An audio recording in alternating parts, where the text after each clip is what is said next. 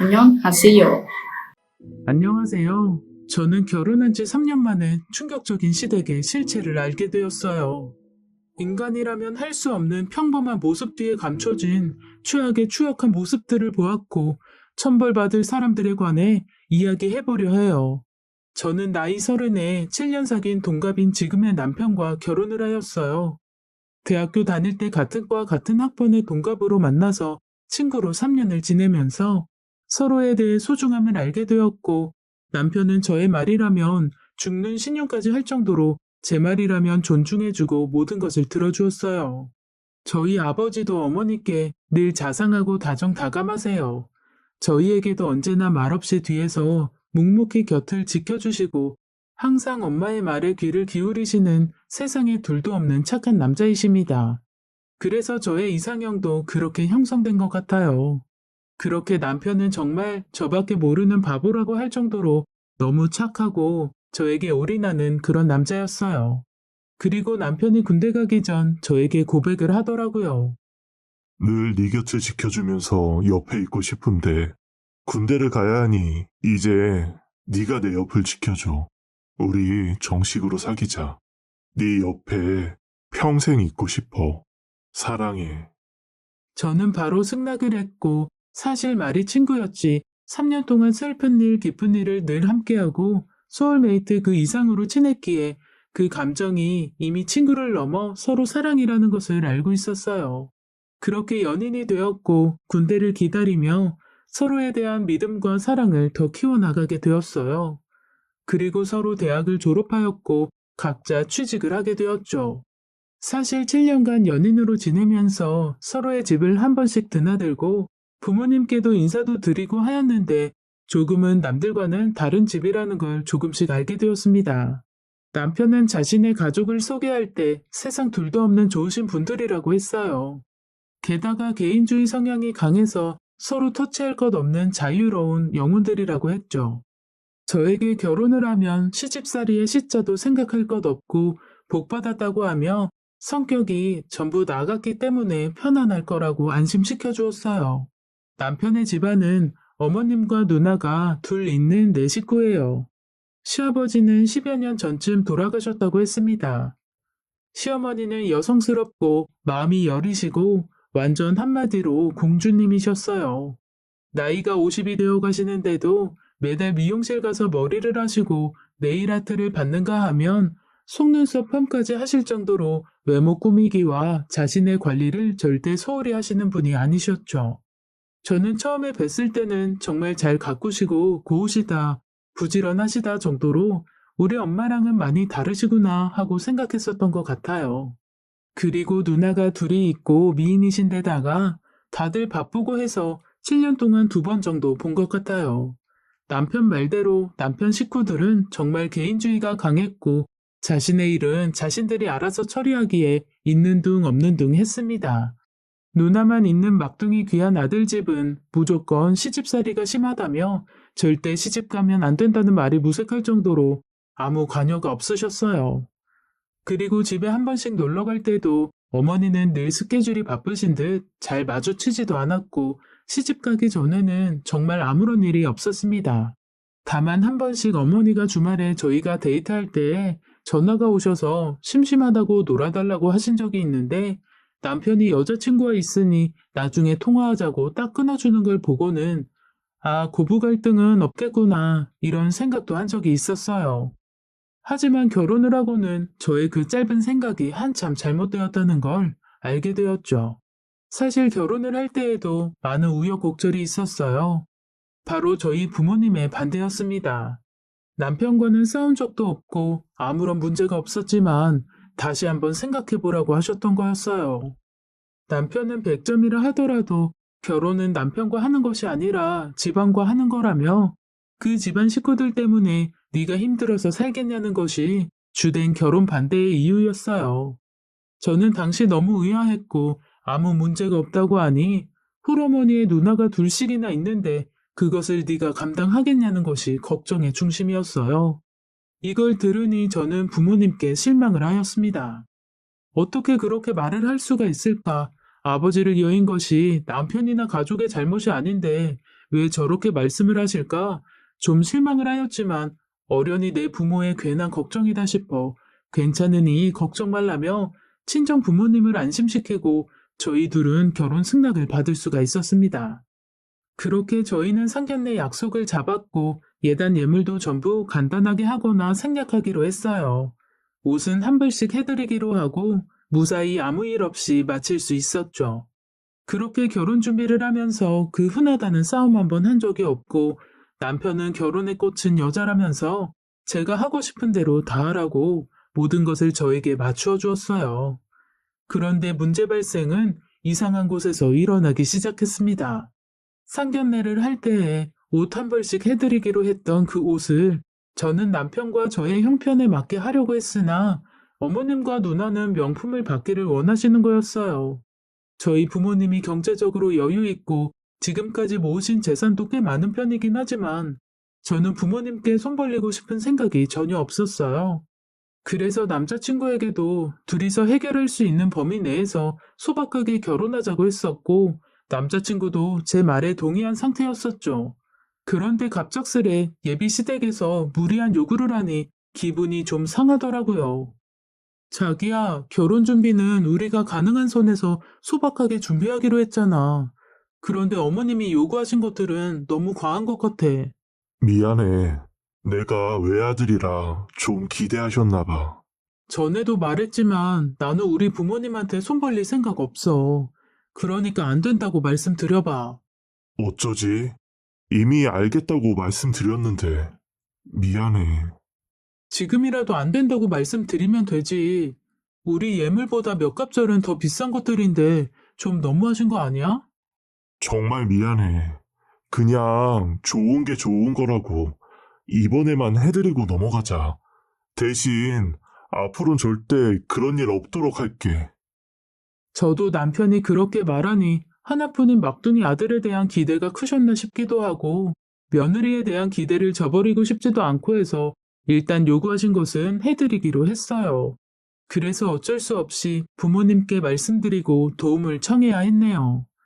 눈물을 머금고 저도 한번 사본 적이 없는 명품관에 가서 구입을 해서 드리게 되었습니다. 저희 부모님이 부동산, 주식, 현금이 많으셔도 명품 같은 건 한 번도 사주신 적이 없어요. 엄마가 재산을 쌓아오시기 전부터 검소함이 몸에 배이셨던 터라 여유가 되신 후에도 계속 검소하게 살고 계시거든요. 아무튼 예비 시댁에서는 명품 옷을 받고는 좋아서 입이 귀에 걸리셨어요. 반면 저희 친정 부모님 두 분은 필요 없다며 그 돈으로 그냥 너희들 비상금으로 쓰라고 다시 돌려주셨습니다.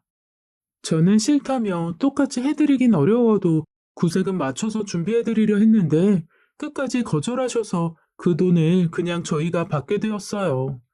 그렇게 결혼식을 하였고 신혼여행을 가서부터 제가 상상할 수 없는 일들이 시작되었습니다. 첫 번째로 시어머니는 매일같이 신랑과 전화통화를 했어요. 신혼여행지에서 매일 전화가 왔을 때는 그저 걱정이 돼서 그런가 보다 하며 대수롭지 않았는데 결혼한 순간부터 매일매일 평일이든 주말이든 통화를 하는 거였어요. 첫째 형님은 시집을 가셨고 둘째 형님과 어머니 둘이서 살고 계신데 매일같이 내 아들? 이라며 전화가 오셨어요. 그래서 제가 물었죠. 자기야, 어머니랑 전화통화를 매일 해? 나 장가 가고 어머니가 혼자 계시니까 많이 심심하신가 봐. 작은 형님이 같이 계시는데 뭐가 심심하시다는 거야? 어차피 자기 독립해서 살아서 같이 산 적도 없잖아. 그래도 장가 간 거랑 다르시겠지. 두 번째로 큰형님과 매일같이 전화통화를 했어요. 그것도 영상통화를요. 첫째 형님은 결혼을 하여 아이가 있는데 매일같이 영상통화를 해서 아이를 보여주더라고요. 남들이 볼 때 꼭 제 남편의 부인이 제가 아니라 매일 영상통화를 해서 아이를 보여주는 큰형님인 줄 알 정도로 밤이든 낮이든 전화가 왔어요. 아이고, 까꿍, 까꿍. 많이 컸지? 까꿍, 까꿍. 별 내용 없이 이러다가 전화를 끊어요. 자기야, 누가 보면 자기 자식인 줄 알겠어. 그럼 전화 오는데 안 받아? 신경 쓰지 마. 그런데 자기 결혼 전에는 이렇게 전화하는 모습 한 번도 본 적 없는데 결혼하고 나서 부쩍 많이 전화하는 것 같아. 내가 결혼을 하고 나니까 우리 가족이 더 친해진 것 같아. 왜? 각자 결혼해서 독립하다 보니 더 가족애가 강해진 것 같아. 원래 독립해서 살았었잖아. 그래도 뭔가 다른가 보지. 심지어 큰형님은 아주버님보다 더 제 남편과 영상통화를 많이 하더라고요. 또 시댁에 가면 어머니는 이런 말씀까지 하셨죠. 어머니, 저희 왔어요. 내 아들, 내 거 왔어? 저와 함께 왔는데도 저는 안 보이시는 듯 했어요. 내 아들 잘 지냈어? 얼마나 보고 싶던지. 자주 좀 와. 엄마 외로워. 시어머니가 오라고 매일같이 전화를 주시기에 매주 주말마다 시댁에 가고 있었죠. 왜 가는지도 딱히 모르고요. 저희 친정은 저희가 간다고 하면 둘 다 일하느라 피곤한데 왜 오느냐고 무슨 날도 아닌데 집에서 쉬라고 성화인데 이 집안은 좀 이상하게 보이기 시작했죠. 내 아들이 왔는데 오랜만에 소고기 먹으러 나가자. 그렇게 해요. 내 아들, 이번 달에는 나 용돈도 좀 줘. 하하, 알았어요. 올케는 참 시집을 잘 갔어. 네? 내 동생이랑 결혼했잖아. 저는 좀 할 말은 하는 성격이라서 이렇게 말했습니다. 그게 왜요, 형님? 내 동생 말 잘 듣지, 능력 있지, 착하지. 다 갖췄잖아. 형님, 그러시면 다음 생에는 형님이 결혼하시면 되겠네요. 그건 안 되지. 가족으로 태어나야지. 이혼하면 남인데 왜? 정말 황당하고 어처구니가 없었어요. 어떻게 이런 말을 웃으면서 아무렇지 않게 할 수가 있는 거죠? 늘 이런 분위기였어요. 남편을 아주 미친 듯이 사랑하는 분위기요. 그런데 저는 정말 이해할 수가 없는 부분이 결혼 전 7년 동안은 가족이 있는지 없는지조차 알 수 없을 정도로 개인주의 가족이었는데 어떻게 결혼을 하루아침에 이렇게 변할 수가 있는 건지 아니면 남편이 의도적으로 숨긴 건지 도저히 이해가 되지 않더라고요. 남편은 결혼 후에 시댁 식구들과 더 친해진 것 같다는 말만 되풀이할 뿐이었죠. 사실 가족애가 끈끈하면 좋은 건데 이게 너무 과하니 저만 외톨이가 된 것 같고 자꾸 불청객이 되는 듯한 소외감을 계속해서 받으니 점점 더 불신이 쌓이고 함께하는 게 더욱 괴로워지기 시작했어요. 어떤 날도 아닌데 그저 어머니의 한마디면 가족이 매일같이 모이기 일쑤였습니다. 가족회의 날이다, 외식의 날이다, 심심하다 등등 이상한 이유로 매일같이 시댁으로 온 가족이 모이는 날이 한두 번이 아니었고 늘 그 중심의 행동은 제가 하게 되었어요. 저는 이런 것들이 힘들었지만 우유부단하고 결정 못 짓는 남편의 행동 때문에 더더욱 힘들었어요. 제 말을 너무 잘 들어주고 제 말대로 해주던 남편의 이런 장점이 좋아서 결혼했는데 누구에게나 이렇게 자기 주장을 펼치지 못하는 사람이라 하라면 하라는 대로 하고 거절도 못해서 저를 정말 답답하게 만들더군요. 오히려 이게 남편의 단점이 되었죠. 그러던 어느 날이었어요. 어머니가 단순 접촉 교통사고가 나버린 거였어요. 차에 기스도 없는 정말 단순 접촉사고였지만 형님 두 분은 아주 차가 폐차될 정도의 호들갑을 떨면서 입원을 하라고 했고 보험사 쪽에서도 입원까지는 너무 심한 거 아니냐며 항의를 했지만 어머니의 나이를 들먹이며 싸우기 시작했어요. 그렇게 어머니는 입원을 하게 되었습니다. 물론 저도 아무리 경미한 사고라 할지라도 교통사고이기에 검사는 받아봐야 한다고 생각하지만 이번까지는 오버가 아닌가라는 생각을 했던 것 같아요. 하지만 저는 착한 며느리로서 전복죽을 끓여서 병문안을 가게 되었죠. 남편과 함께 병원에 들어서니 어머니는 피죽도 못 먹은 듯한 얼굴로 내 아들 하며 눈물을 글썽거리시더라고요. 저는 속으로 뭐지? 하며 너무 당황했던 것 같아요. 남편은 어떻게 하냐며 걱정에 걱정을 하더라고요. 그리고 1시간 후 큰형님, 작은형님 두 분 다 오셨고 그렇게 저희들은 어머니께서 전복죽을 다 드시는 걸 보고 면회 시간이 끝날 때까지 앉아 있다가 이제 가려고 하는데 갑자기 어머니께서 말씀하셨습니다. 얘야, 너 자고 갈 거지? 저요? 그래, 여기 너밖에 더 있냐? 나 혼자 병원에 무서워서 못 있겠어. 그래, 옳게. 자고 가. 며느리가 이럴 때 있어야지. 형님, 저 내일 출근해야 하는데 형님이 주무시고 가세요.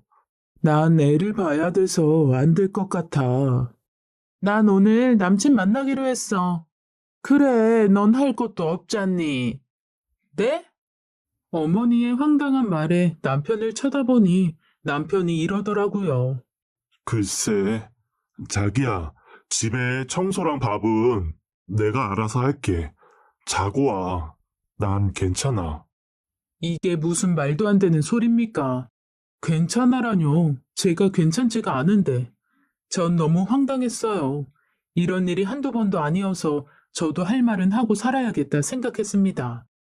더 이상 무책임하고 우유부단해 남의 의견만 따르는 성격의 남편을 믿고 기다리다가는 이 집안의 노예밖에 되지 않겠다는 생각이 들었어요. 어머니, 저는 병원에서 잘 수 없어요. 내일 출근도 해야 해서요. 정 불편하시면 어머니 자식이 세 분이나 계신데 상의해보세요. 저는 먼저 가보겠습니다.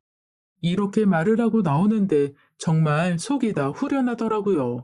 남편이 따라와서 저에게 어떻게 그런 말을 할 수 있냐고 했습니다.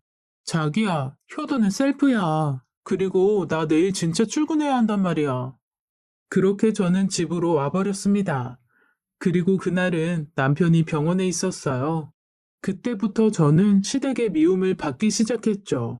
김장, 대청소, 모든 걸 저에게 시켰으며 심지어 이제는 용돈의 금액까지 적어서 저에게 대놓고 요구를 하시기 시작했습니다. 저희 부부는 맞벌이를 하는 상태여서 공동생활통장을 만들어 놓고 일정 금액을 반반 부담하고 나머지 버는 돈은 각자가 사용하도록 정하고 살아서 용돈을 드리게 되더라도 친정과 시댁에 똑같이 드리고 있었어요. 예를 들면 생신이나 명절에는 무조건 인당 10만 원으로 드리기로 했고 저는 부모님이 두 분 다 계시기에 10만 원씩 드리고 시댁은 어머님만 계시기에 20만 원을 드려서 각자 집안에 하는 걸 똑같이 드렸습니다. 하지만 말처럼 그렇게 되지 않았죠. 왜냐하면 친정에는 1년에 두어 번 간다면 시댁은 매주 가고 또 각종 이벤트들을 만들어내는 통에 시댁에만 쏟아부은 개인 사비와 공동 생활비는 계속해서 늘어나고 있었거든요.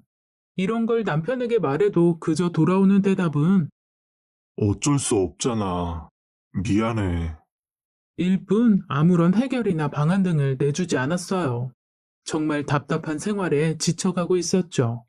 그런데 하루는 너무도 충격적인 걸 보게 되었습니다. 집에서 청소를 하다가 남편의 카드 명세서가 있길래 아무 생각 없이 뜯어보게 되었어요. 그런데 글쎄, 그건 분명 남편의 개인 카드인데 명세서에는 백화점이며 마트 등 생활 흔적들이 쓰여진 내역들이 줄줄이 있었고 심지어 모텔에 간 내역까지 있더라고요.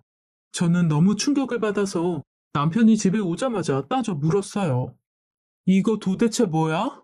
아, 그게 뭐냐면, 사실은, 말을 해. 왜 말을 못해? 당신 두 집 살림 사는 거야? 미안해. 당신 제정신이야? 진짜 그런 거냐고. 말을 해봐. 진상은 이러했어요. 남편이 이제까지 시어머니와 둘째 형님에게 카드를 주었고 생활비 및 용돈 등 카드로 생활할 수 있도록 모든 돈을 지원해 주었다고 했어요. 자신이 월급을 받으면 공동 생활비만 내고 나머지는 고스란히 시어머니가 다 쓰시도록 한 거더라고요.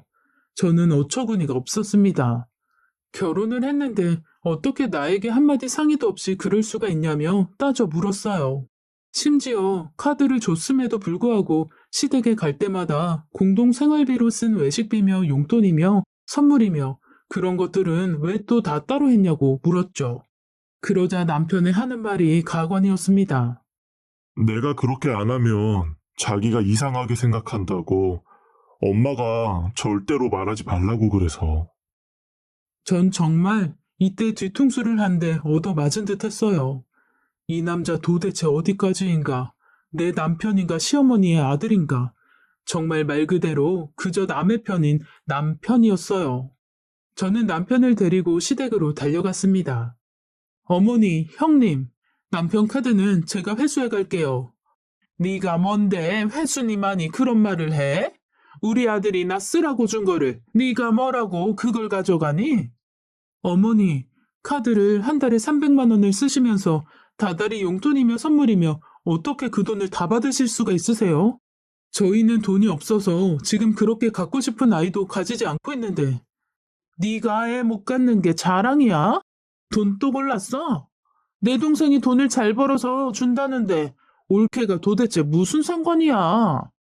형님, 지금 형님 나이가 몇 살이신데 아직까지 동생이 벌어다 준 돈으로 생활하시는 거예요. 직접 벌어서 써도 모자를 파네. 자기 용돈 정도는 스스로 책임지셔야죠. 이게 어디서 목소리를 높여?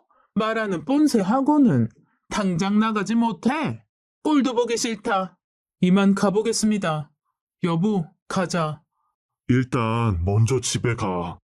난 우리 가족끼리 상의 좀 하고 갈게. 전 정말 어이가 없었어요. 7년을 사귀고 결혼 생활 3년인데 이렇게 사람을 잘못 봤나 싶으면서 이대로는 도저히 안 되겠다 싶었어요. 이제는 결정을 해야겠다 싶었죠. 남편은 집으로 왔고 겨우 설득시켰다며 앞으로 시댁에 생활비 300만 원을 주고 일절 아무것도 안 해주기로 했다는 겁니다. 그것도 남편이 시어머니께 빌고 빌어서 허락받았다고 하더군요. 너무 어이가 없어서 한 푼도 주지 말라고 했더니 저와 결혼시켜주는 조건으로 생활비를 주기로 했다는 말을 했습니다. 안녕하세요. 남편이 한 달에 500만 원을 버는데 결혼을 하지 않았으면 500만 원 전부 생활비로 냈을 건데 결혼을 하여 300만 원으로 줄어들었다며 시어머니가 매일 하소연을 한다고 했어요. 줄어든 생활비 탓에 생활이 아주 불편하고 어렵다면서요. 저는 너무 충격을 받아서 어떻게 부모가 그런 말을 할 수가 있는 건지 도저히 이해가 되지 않았어요. 너무 충격적이고 화가 났습니다. 이 남자는 그저 심각한 마마보이 그 이상이었어요. 저는 이대로는 당신을 믿고 내 인생을 바쳐 함께 살 수 없을 것 같다고 이야기했어요.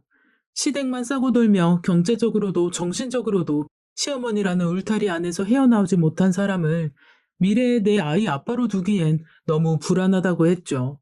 그리고 3년간 당했던 모든 나의 불행들을 이야기하며 당신과는 도저히 살 수가 없다며 제 인생을 위해서 저는 이별을 이야기하게 되었어요. 남편도 알아들었는지 생각할 시간을 좀 달라고 하더라고요. 하지만 남편은 결국 알았다고 하였고 그렇게 저희는 이혼을 하기로 했어요. 남편은 눈물만 흘리며 저에게 미안하다고만 할 뿐 아무 말 없이 그저 저를 바라보기만 했습니다. 7년간 사랑을 했고 나에게 모든 것을 해주었던 남편. 용서해줄까 용서하지 말까 하면서도 그 시댁을 생각하면 도저히 자신이 없었어요. 소중한 내 한평생 아무리 죽어 지내더라도 저 버릇을 절대 못 고칠 것 같았거든요. 저 또한 그런 남편을 참아주지 못하고 안아주지 못해 헤어져야 하는 상황을 만들어버린 제 자신을 원망했습니다. 찢어지는 가슴을 치며 저도 마음에 온통 멍투성이로 이혼 날짜가 오기만을 기다리고 있었어요. 그렇게 며칠이 흘렀고 남편은 시댁에서 지내고 저는 혼자서 신혼집에 생활하고 있는데 회사에 업무를 덜 하고 온 것이 있어서 남편의 컴퓨터를 켜게 되었어요. 그런데 남편의 메신저가 자동으로 로그인이 되는 겁니다. 사실 볼 생각은 없었는데 가족 단톡방에 읽지 않은 메시지가 40여 개가 있더라고요. 정말 궁금하지 않았지만 마지막에 떠있는 메시지가 이혼 참 잘했어 내 아들 이었어요. 그 메시지를 보자 너무 화가 났고 3년간 내가 어떻게 했는데 이런 말을 하나 싶어 가족 단톡방을 열고 말았죠. 그런데 너무 충격적인 사실이 적혀 있었어요. 단체 채팅의 주된 내용은 이혼을 잘했다는 이야기와 함께 네가 결혼을 하면 돈은 누가 버냐며 온통 남편을 돈 버는 기계로 만드는 말들 뿐이었습니다. 지금 헤어지는 마당에 멀리서 제3자의 눈으로 보니 이제껏 제가 느꼈던 사랑받는 외아들의 모습이 아니라 사실 저보다 못한 호구로 살고 있는 게 보이더라고요. 일을 더 늘려서 하면 지금보다 더 벌 수 있지? 야근도 해서 야근 수당도 좀 받고. 그동안 너 결혼하느라 우리한테 못 준 돈 주려면 네가 더 노력해서 일해야 하지 않겠니? 우리가 지금까지 널 키웠는데 네가 이 정도는 해야 은혜를 갚는 거지. 안 그래? 그래, 엄마 말이 다 맞아. 꼴의 남자라고 여자 밝히기는. 일탈은 이거 한 번으로 충분해. 한 번 여자 만나봤으니까 이제부턴 여자 만날 생각 말고 일해서 돈 벌 생각만 해. 그동안 너 때문에 우리가 얼마나 불편하게 생활했는 줄 알아? 키워준 은혜는 갚아야지. 시어머니는 그렇다 쳐도 고작 3살 차밖에 나지 않는 둘째 형님이 저런 말을 했다는 게 저는 조금 이상하더라고요. 그렇게 몇백 개가 되는 단톡을 모두 읽고 나서야 저는 모든 진상을 알게 되었어요. 남편은 이 가족과 진짜 가족이 아니었습니다. 13살에 입양되어 와서 그때부터 지금까지 키워줬다는 이유 하나만으로 온갖 생고생을 다 시켰더라고요. 어린 시절부터 매질과 학대로 정신을 세뇌시켜 시어머니와 시누이들이 시키는 대로 하며 살아온 것이었어요. 단체 채팅 속의 남편은 감정이 없이 그저 알겠다, 그렇게 하겠다, 네, 이런 말들만 할 뿐이었죠. 저는 읽는 내내 눈물이 났어요. 남편은 마냥 착해서가 아니라 그저 노예처럼 어릴 때부터 길들여진 불쌍한 아이의 모습 그 자체였습니다. 그저 자신을 키워준 사람에 대한 은혜를 갚아야 한다는 강박감이 그를 조종하고 있었어요. 세뇌를 당해도 이런 세뇌가 없을 것 같았죠. 심지어 채팅방의 공지에는 매달 500만 원을 채우지 못하면 인간도 아니지 라는 말이 쓰여 있었습니다. 저는 가슴이 찢어질 것 같았어요. 지난 10년을 봐왔는데 왜 이 사람의 실체를 알지 못했을까? 왜 이 남자는 이렇게 불쌍하게 살아왔을까? 왜 나는 이 남자를 사랑한다면서 이 가족들에게서 지쳐서 오로지 이 세상에 나밖에 없는 이 남자를 버렸을까? 너무 가슴이 아프고 후회가 되어서 미쳐버릴 것 같았어요. 이 착한 사람, 이 불쌍한 사람을 어떻게 하면 좋을까 싶었어요. 그리고 저는 전화를 걸었습니다. 여보, 집으로 좀 와. 무슨 일이야? 무슨 일 있어? 아주 중요한 일이니까 빨리 와. 나 지금 경찰서야. 경찰서? 남편은 경찰서였어요. 시어머니와 둘째 형님이 주점을 가서 술을 먹고는 돈을 안 내고 버티다가 남편을 불러 남편에게 계산을 하라고 한 거였죠. 그런데 카드 한도 초과로 결제가 안 되어 경찰서에 붙잡혀 왔다는 겁니다. 정말 어처구니가 없었어요. 남편은 저더러 계산을 해달라고 부탁을 하며 나중에 본인이 다 갚겠다고 하더라고요. 그러는 남편을 보자 너무 안쓰럽고 안타까운 마음이 들었습니다. 이 사람이 무슨 잘못을 했기에 이런 집에 와서 이런 노예 생활을 하고 있는지 눈물이 날 지경이었죠. 이런 취급을 받으면서도 말 한마디도 못하는 남편이었어요. 옛날 연애할 때에 친정엄마가 갑자기 아파서 응급실을 가야 하는 상황이 있었는데 제가 울면서 남편에게 전화를 했더니 한 걸음에 달려와서는 의사 선생님께 엄마 좀 제발 구해달라며 엉엉 울면서 애원하던 그때의 눈빛이 생각이 났습니다. 그리고 이 사람이 진심으로 사랑하는 유일한 사람이 저밖에 없다는 것을 깨닫게 되었어요. 그렇게 저는 이 남자를 내가 구해야겠다는 결심을 하게 되었죠. 저는 경찰서에서 계산을 하고 합의를 해주었어요. 그리고는 시댁으로 가서 경고를 날렸습니다. 어머니, 형님, 두 분 잘 들으세요. 저 이 사람이랑 이혼하지 않을 거예요. 이 사람의 진짜 가족은 저밖에 없는 것 같네요. 입양한 사실 왜 숨기셨어요? 이렇게 노예로 부려먹으신 거 저 신고할 거예요. 지금까지 이 사람이 고등학생 때부터 알바해서 들인 생활비와 모든 것들 다 청구하겠다고요. 이거 명백한 학대예요. 이 사람의 정신과 소견까지 받아서 정식으로 고소할 겁니다. 네가 무슨 자격으로 이혼한 주제에 남의 가정 파탄낼 일 있어? 저 아직 이혼하지 않았고요. 이 사람은 제 남편이고 이 사람 가족은 저예요. 제 가정은 제가 지킬 겁니다. 쓸데없는 소리 하지 말고 당장 나가. 내 아들이 네 말을 들을 것 같아. 여보, 당신 가족은 나야.